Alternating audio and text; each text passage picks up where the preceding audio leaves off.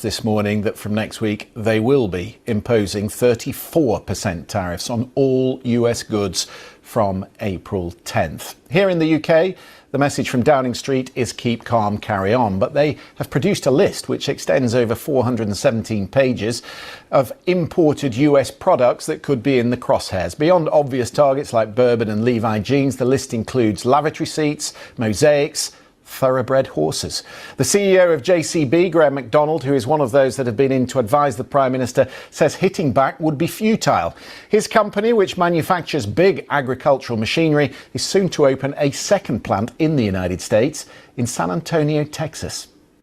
No. Entering into a trade war with an economy the size of the US, the US is bigger than India, UK, Germany, Brazil put together by significant margin. We are not in a position to, and it's a trade war we can only lose. So my advice, if the Johnson Reynolds or any of the government are listening, do not retaliate, negotiate.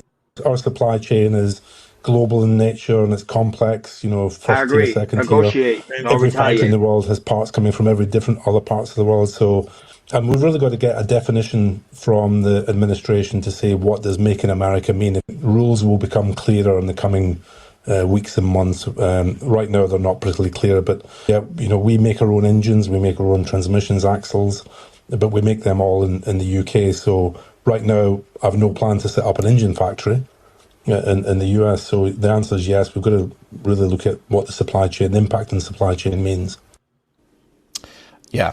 No one car or one truck is made in one country. It is very much a global industry. And I'm just looking at futures for the US markets. The auto stocks are down deep, Ford and General Motors in particular.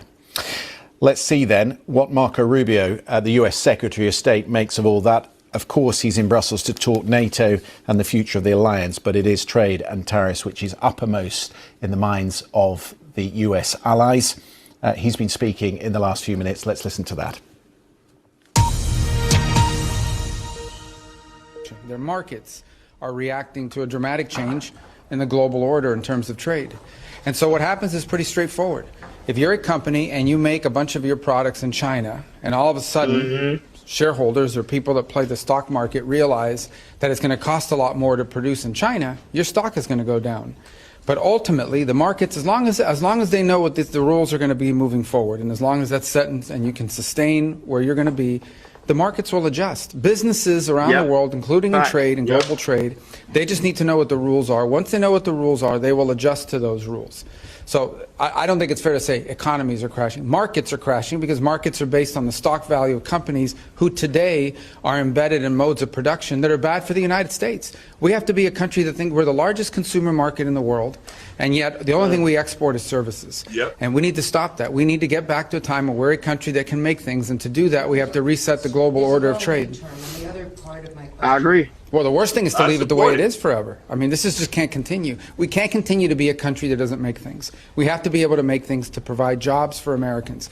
That's it. It's that simple. China is an example. I mean, it's outrageous. I mean, they don't consume anything. All they do is export and flood and distort markets in addition to all the tariffs and barriers they put in place. So the president... Go ahead, Hakeem. A lot of things were said when it came to the aspect of these terrorists, especially with China doing what they're doing to the United States. Your thoughts? Marco Rubio's 100%. I want to give a shout out to a creator because I watched this video, Anton Daniels. He talked about this earlier. China does not play fair. No, they don't. They still are intellectual property. They remanufacture and sell stolen goods. And they patent their own stuff. You just go on Amazon and see how many Chinese sellers when you put out a product, they're going to take over. They they make everything, but they don't buy a lot of our stuff. A lot of countries don't buy a lot of our stuff. Reason why we have the biggest advantage because we are the biggest consumers. So imagine if we stop buying China stuff. How their economy going to sustain? China done decimated more economies all over the world than a lot of y'all people know it. Go to Malaysia and all of them. They're flooding with cheap Chinese products. It's going to stop today. We need to reset here. Every other country is prospering, but us, that has to stop. I support the tariffs. If y'all want to play ball, play ball. We'll just stop buying your stuff. Yeah, but the only problem is we start buying stuff. Remember, the American people are used to buying stuff from China. Like, for example, right now the Nintendo Switch 2 is unfortunately have a delay because of the aspect of what's going on with the tariff in China. So certain stuff that we normally would get is going to be kind of hard for us to get. So right now, we order something from like TikTok, Amazon, there's going to be a price gap now for the American people. So at the end of the day, I can't do the American people suffer of the result of what's going on with these tariffs, especially when it comes to China, because China, that's one of we consume a lot of Chinese product.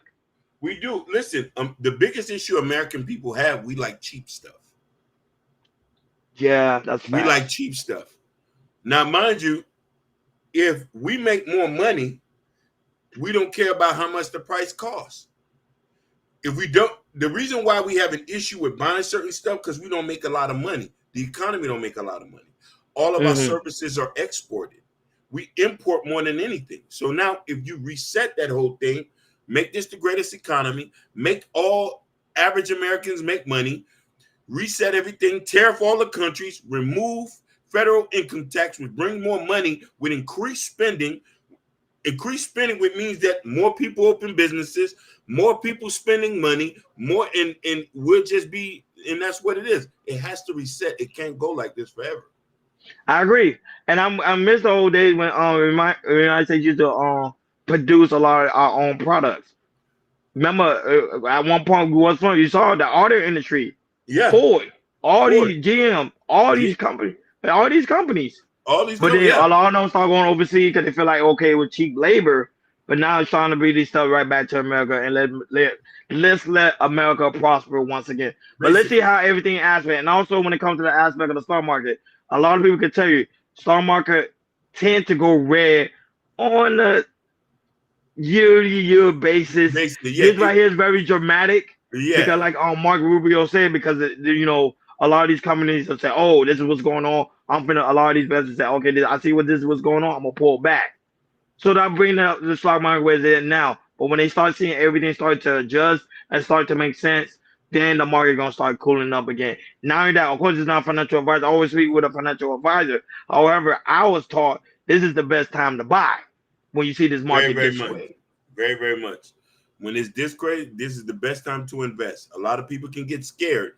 You don't get scared when the markets are down. You get happy, and whatever money you dump into it and buy. And then when the market because the market's gonna go up. We go through this every 5 to 7 years, and it's a reset. And that, and that's also a fact. But not only that, but Hakeem, when it also comes to the aspect of these tariffs, show the clip right here. They say Trump slammed 10% tariffs on remote Antarctica island where there's no people. Only penguins? Go ahead. No. Yeah, that's not even. Shout out to Jordan. Jordan said it. I'm just covering it. Go ahead. You see it?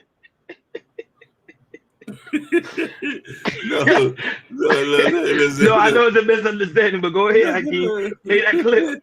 It's real. I thought it was a joke, but it's real. One is safe from President Trump's new tariffs. Not even penguins.